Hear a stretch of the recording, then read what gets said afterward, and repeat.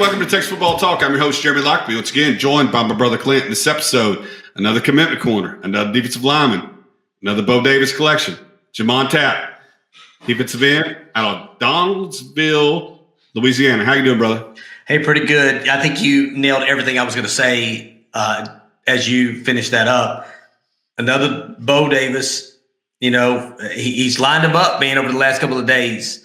You're talking about the third commit in as many days, really, almost.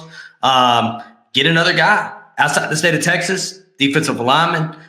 You went out to Mississippi, came back to Mississippi, came back to Texas, and then turned around and went to Louisiana, to Donaldsonville, Louisiana, to Ascenscion High School to go get J'mond Tapp, man, 6'3", 245 pounds. Currently at 94, according to 247, the number 9 edge rusher in, according to the 247, number 9 in Louisiana. Had a total, total offers of 19, committed to University of Texas over Alabama and LSU. And I think those were the two schools that Texas was going toe to toe with this guy.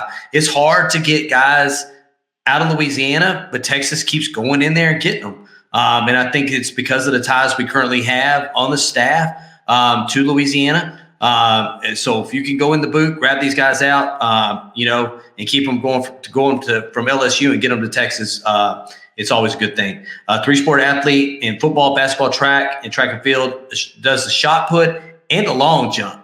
You know what I'm saying? So he's throwing something, but at the same time, he's got enough athletic ability to do the long jump. Crazy. I've never seen those two combined in an athlete before, but I think that'd be pretty cool to watch.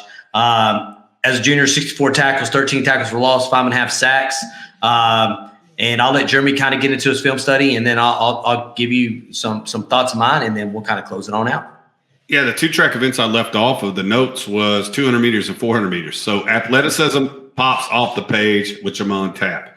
I believe he'll play edge. I think he's going to be where he is currently at the collegiate level. I think he's going to stick at edge only because that 2-point stance. He fires around the line of scrimmage so doggone fast, which allows him to, if he wanted to be a hybrid defender. Could drop back and play weak side linebacker or strong side linebacker. Or I'm sorry, middle linebacker. But yeah, he could definitely be a hybrid defender. Again, something else that Pete Kwiatkowski is always looking to do is put people like J'mond Tapp in situations where they can take advantage of their athleticism. And he, like I said, it jumps off the page. Impressive quickness off the snap. Shows outstanding speed to utilize, to chase down both running backs and quarterbacks from behind and down the field. A strong football player, allows him to shed blocks from interior linemen, runs through contact. He's another guy that runs through running backs, quarterbacks with ferocity. Basically is a pile driver as a tackler. A little raw with pass rush techniques and hand game, but again, I don't think he has to use it as much because he gets off the line of scrimmage so fast that he can just basically run around the guy that's trying to block him, to be quite honest. But again, like you talked about, he's that athlete that we're recruiting to play teams in the SEC. You're getting him out of SEC country, out of Louisiana. You talk about Bo Davis continuing to go from Mississippi to Texas to Alabama, trying to look for the best football players to make up that defensive line.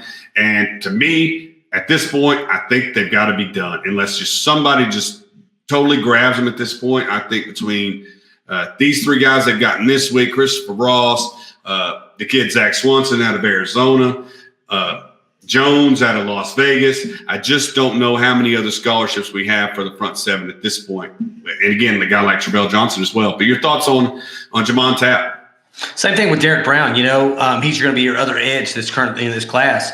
I don't know where it ends at with these defensive line edge guys when the recruiting, as far as recruiting and how we're going to end this cycle.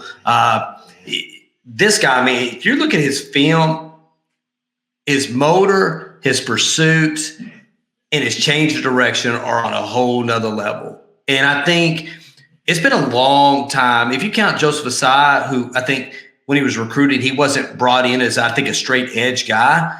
And I'm trying to think of the last really edge guy that we recruited to come into the state of Texas. But this guy's a true edge. One of these guys that's going to be lined up and pressure the quarterback. And line way out there. Like you said, 2-point stance is off the charts. Dude's running 200 and 400 and long jumping, so his athleticism's there. But really, really excited about that man because his initial, his quickness, his ability to disengage is obviously important at the next level, trying to get off block, especially when you're a pass rusher.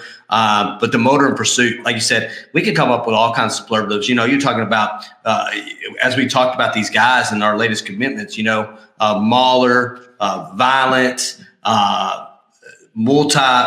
they can fit in multiple schemes, depending on where you want to play them. You're talking about a linebacker, a hybrid guy at 6'3", 245 pounds that Pete Wadkowski is going to say, hey, guy, this is what I need you to do, and line him probably up all over the field, depending on what his cover skills look like as well at the next level. Yeah, and I definitely think he's a guy that can cover.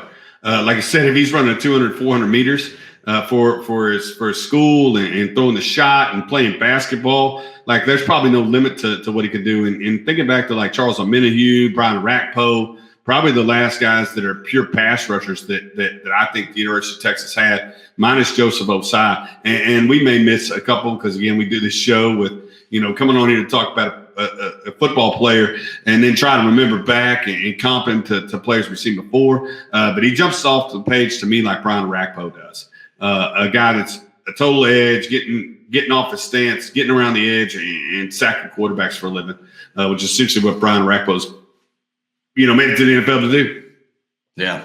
So, wow, man. It's to me, it's what, 3 defensive line recruits really out of nowhere, if you look at it, right? Because I know Aaron Bryant was going to be committing. I think he was being looked at. If I'm not mistaken, I think Ole Miss was one of the schools that I think either his parents were at or one of the schools that was really in on him, and he was all Texas. And then you had 𝗟𝗓𝗞𝗘 𝗦𝗧 and a guy from Marlin, Texas, that just committed. And on the same day that he committed, you got J'mond Tapp. And it's funny because if you go back and look at Twitter about a week ago, J'mond Tapp, they put a crystal ball into him for like a 7, according to 247. They do these crystal balls, and they put a crystal ball in for him, and he came back in on his Twitter and he says, "No, he's like, I don't know what a crystal ball is, but I'm all in on Texas." And people looked at it, and then the board started lighting up. Oh, he's in on Texas. Oh, and then people come back and say, no, he's just trolling Texas. So we obviously knew where his thoughts were this entire time. He didn't know what a crystal ball was, but he was definitely ready to get to the 40 acres. And I think one of the things I seen yesterday from these commits, which was pretty cool, was the hashtag protect the 40. I think it's moving forward. It's called hashtag protect the 40 and going into really finishing up in this recruiting class. But damn, definitely excited about this edge rusher, out of the boot. But yeah, one more comment on J'mond Tapp, and they never changed those crystal balls. Like as of last night, it was still 4 LSU crystal balls, none to Texas when he finally committed to Texas. But no, like you said, another kid who wants to be here. I mentioned when we talked to Ronald Champ Lewis a couple of weeks ago about J'mond Tapp, and that was the guy that played on the Bootleggers. He didn't know him, I don't think, that well, but again, another guy who's coming from Louisiana. Just excited to have him. And speaking of Louisiana, I don't want to finish this out because we are talking about Louisiana. I definitely want to make sure that prayers out to those folks there in Louisiana. Obviously Hurricane Ida going in there and tearing up some stuff. I know that Jeremy's in the Army, and I think they're going to probably be sending some troops or some vehicles or something that way fairly soon, which is awesome. So definitely our hearts and prayers go out to those folks there in Louisiana that obviously have gone through that terrible hurricane. So our hearts and prayers there. We appreciate you listening as always. If you like this content, please hit that like button. If you have not subscribed, please hit the subscribe button as well.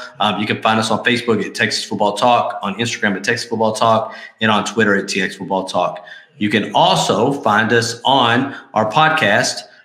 We put out a weekly podcast called The Overtime on the Texas Football Talk podcast.